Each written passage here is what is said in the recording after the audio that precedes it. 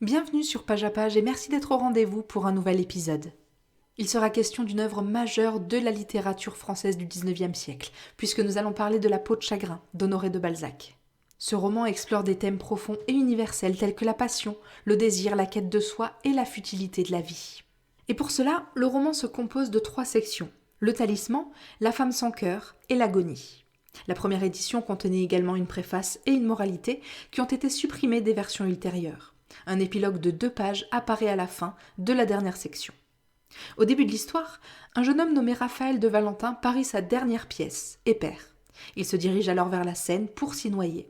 Mais en chemin, il décide d'entrer dans une boutique insolite et la trouve remplie de curiosités du monde entier.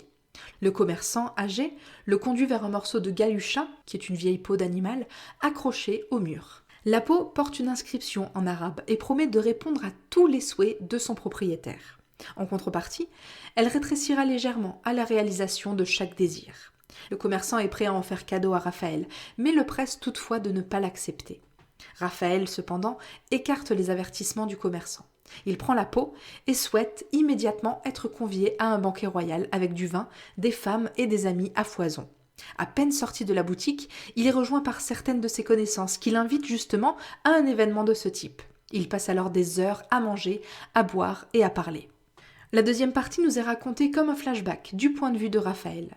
Il se plaint à son ami Émile de vivre dans la pauvreté, avec une propriétaire âgée et sa fille Pauline, tout en essayant en vain de gagner le cœur d'une femme belle mais distante nommée Féodora.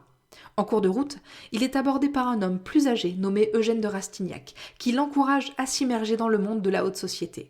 Bénéficiant de la gentillesse de ses logeuses, Raphaël se faufile dans le cercle d'amis de Féodora. Incapable de gagner son affection, cependant, il redevient l'homme misérable et démuni que l'on a rencontré au début de l'histoire. Et finalement, l'agonie commence plusieurs années après la fête des parties 1 et 2. Raphaël, ayant utilisé l'objet magique pour s'assurer un revenu important, trouve à la fois sa peau et sa santé en déclin. Il essaie de briser la malédiction en se débarrassant de la peau, mais il échoue. La situation le fait paniquer, horrifié que de nouveaux désirs n'accélèrent la fin de sa vie. Il organise alors sa maison pour éviter la possibilité de désirer quoi que ce soit. C'est son domestique, Jonathan, qui s'occupe de la nourriture, de ses vêtements et des visiteurs avec une régularité précise. Cependant, des événements indépendants de sa volonté lui font souhaiter diverses choses et la peau continue de diminuer. Désespéré, Valentin tente de trouver un moyen d'étirer la peau et part en voyage à la ville thermale d'Aix-les-Bains dans l'espoir de retrouver sa vitalité. Mais alors que la peau n'est pas plus grande qu'une feuille de pervenche, il reçoit la visite de Pauline dans sa chambre. Là, elle lui exprime son amour. Mais lorsqu'elle apprend la vérité sur le galucha et son rôle dans le déclin de Raphaël, elle est horrifiée.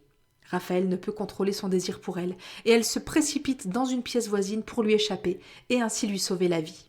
Il frappe à la porte et déclare à la fois son amour et son désir de mourir dans ses bras. Elle tente de se suicider pour le libérer de son désir. Finalement, ils défoncent la porte, ils consomment leur amour dans un fougueux moment de passion. Et puis, Raphaël meurt. Et c'est ici que se termine le roman. Merci beaucoup d'avoir suivi cet épisode consacré à La peau de chagrin d'Honoré de Balzac.